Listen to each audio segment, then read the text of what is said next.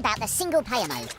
Well, there's hours and hours of content for you in the single player mode, and it's divided into two separate components. We've got the campaign mode and the puzzle mode. The campaign mode is probably a good place for people to start if they're unfamiliar with Worms games, or maybe they're experienced players and they just want to see the new features we've implemented, such as the Worms classes, the physics objects, or the dynamic water. There's 32 missions altogether, and that's spread out over the 4 different themes. We'll start you off gently. There's the training missions to get you going, and then by the end of it, we've really upped the ante, and if you're not an experienced Worms player, by the time you get to mission 32, then you never will be. And then we've got the puzzle mode. Now the puzzle mode, it's more about challenges. It's missions with a certain objective. Now that objective could be to get a vital worm that's on the enemy team, or it could be to collect a crate, but you've only got certain items and certain ways to achieve that goal. This is a real strategic side of Worms games.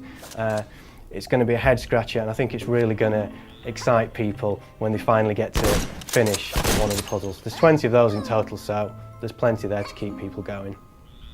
Let's get down to the nitty-gritty. How can I beat my friends? Well, there's a couple of ways you can play against your friends with Worms Revolution. There's local play and online play.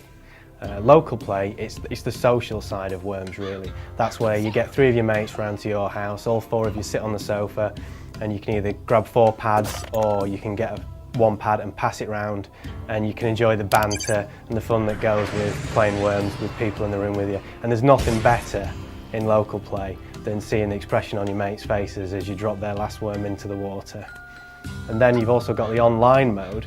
In online mode, you can set up a lobby yourself and you can tailor it to whatever settings you like, and then you can invite people, or you can wait for it to fill up, and you can basically take on the best players in the world really. This is where you're going to have improved your skills, because there's some great Worms players out there. Or if you don't really want to mess about setting up a lobby yourself, you can always join one of the lobbies that will be out there, do a search, dive in, and once again see how good you really are when you're up against the best players in the world. So you can play it at home, you can play it online, but either way you can have a great game.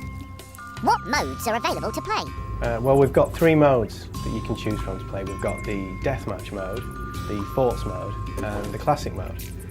Deathmatch mode is probably the bread and butter mode really in Worms Revolution. It's the one that most people will be familiar with, and maybe the mode that people will play first. With this you can set up a game with 3 other players, or 3 AI combatants if you wish, and you can set up your scheme settings, and then basically you're straight into a match. You're going to be able to use the physics objects, the dynamic water, and make use of the classes, and it's a case of the last worm standing. Secondly, obviously we've got the Forts mode, like I mentioned. Now the Forts mode is probably my favourite mode. What we've got there is similar to Deathmatch mode in fact, but the landscape is set into 2 separate forts, one either side, with a body of water in between.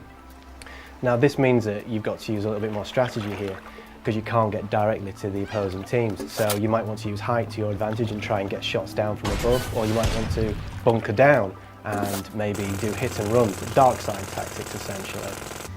Either way, I think Forts mode is probably going to be the one that people get the most fun out of, especially for me. Because aside from the fact it looks beautiful as well, I think it's probably one of the most beautiful landscapes we've created, the Forts mode. And lastly, we've got the Classic mode. Now the Classic mode is for the Worms purists. It's for people who have played Worms before and maybe they want to experience that same kind of game. They don't want to have the dynamic water, they don't want to have to mess about with Worms classes, and maybe they don't want the random nature that a physics object might include in the map. So that's all removed, and they can get on with playing Worms classically as it was originally intended. So there's something for everyone really in all the games modes.